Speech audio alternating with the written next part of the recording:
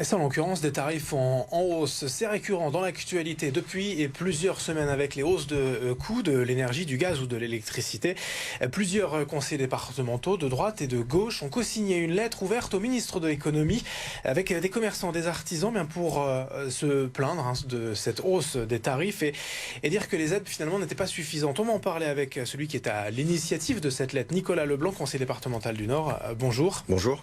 Il est clair que pour vous aujourd'hui, les aides du gouvernement et de l'État ne sont pas suffisantes face à la crise de l'énergie? Non, elles ne sont pas suffisantes. D'abord, elles ne neutralisent pas les hausses de prix que subissent notamment les artisans, les commerçants.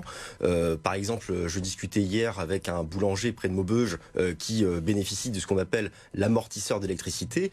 Pour autant, l'amortisseur d'électricité, avec ça, il paie quand même x2 sa facture d'électricité. Elle est multipliée par 2. Alors, on ose lui dire en plus, vous plaignez pas avec l'amortisseur.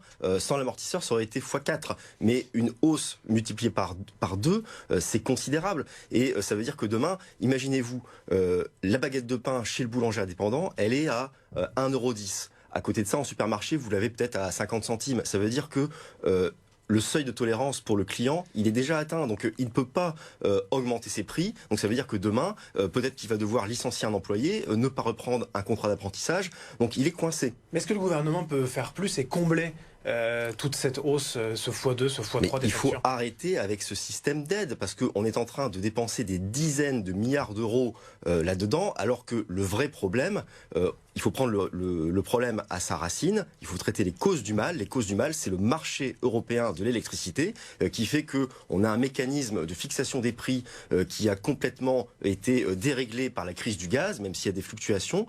Et aujourd'hui, le prix de l'électricité explose et il est sans rapport avec le coût réel de l'électricité produite en France. Ce qui fait qu'on est dans une situation de spoliation. Les Français sont spoliés 2 fois. Vous demandez en fait la souveraineté énergétique du pays, c'est-à-dire sortir de ce marché européen de l'énergie?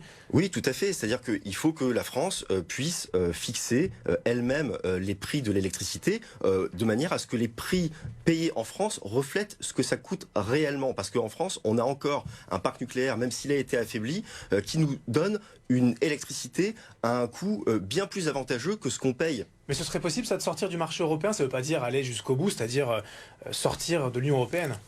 Non, il ne s'agit absolument pas de sortir de l'Union européenne, il s'agit de sortir d'une politique de l'Union européenne qui nous fait du tort aujourd'hui, et il ne s'agit pas surtout non plus de sortir du réseau électrique européen. On peut très bien avoir des modalités de fixation des prix qui soient différentes, tout en continuant à échanger de l'électricité, à en exporter ou à en importer. D'ailleurs, l'Espagne et le Portugal ont eu des dérogations sur ce sujet, alors pourquoi ce ne serait pas possible pour nous?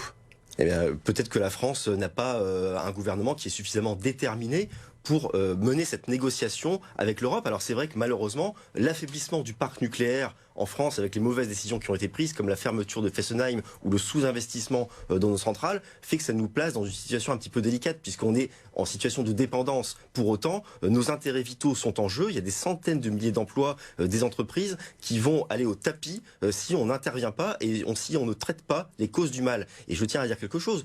Aujourd'hui, on est spolié 2 fois en France. On est spolié une première fois comme consommateur d'électricité, puisqu'on paye des prix qui ne sont pas justifiés, et on est spolié une deuxième fois en tant que contribuable, puisqu'on est obligé de venir à la rescousse de nos entreprises. Donc cette double spoliation, il est temps de dire stop. Les hausses concrètement de ces hausses d'électricité sur les collectivités aussi, par exemple au département du Nord, ça correspond à quoi? C'est pareil, sur 2 ans, on a une multiplication par 2 de la facture d'électricité. Alors, on fait ce qu'il faut, on prend des mesures de sobriété, on fait des économies, mais pour autant, nous, au département, on préférerait dépenser cet argent au service des nordistes, pour développer les services, pour mieux investir. Et donc aujourd'hui, les élus locaux, ils se sentent solidaires des artisans et des commerçants, non seulement parce qu'on les voit souffrir dans nos communes, mais aussi parce que les collectivités, elles aussi, sont en difficulté, et ça veut dire qu'elles ne peuvent pas dépenser utilement l'argent public pour faire tourner la machine économique. Et cette lettre comment dire, à réussir, vous avez réussi à rassembler, voilà, vous êtes élu plutôt de droite, l'UPN, les élus de gauche aussi ont signé? Oui, il y a des élus de gauche qui ont signé, même au-delà du département. Moi, je pense profondément que cette question de la souveraineté énergétique, elle rassemble la gauche et la droite. Parce qu'à gauche, on est attaché au service public de l'énergie, et à droite, les gaullistes comme moi, on est attaché à l'État stratège, qui peut lancer des programmes pour assurer la souveraineté énergétique. Les libéraux sont attachés à la défense des artisans, des commerçants. Donc ça rassemble tout le monde. Et moi, j'ai été frappé de voir que les gens signaient très facilement ce courrier. D'autres sources d'énergie, tout de même, puisque vous parlez du nucléaire, comme l'éolien ou d'autres, ne pourraient pas être la solution? Aujourd'hui, c'est pas suffisant?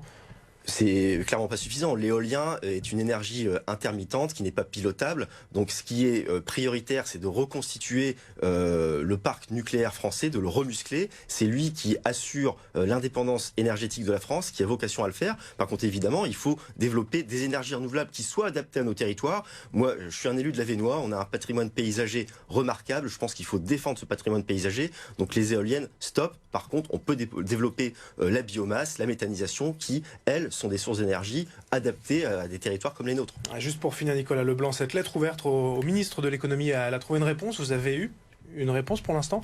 Non, mais elle a été adressée tout récemment. Par contre, ce qu'on compte faire, c'est élargir l'appel. On va faire diffuser cette lettre pour qu'elle soit co-signée par tous les maires du Nord. On va s'adresser à tous les maires, à tous les artisans, tous les commerçants, parce qu'il faut vraiment que le gouvernement comprenne que les Français savent très bien ce qui se passe dans leur pays.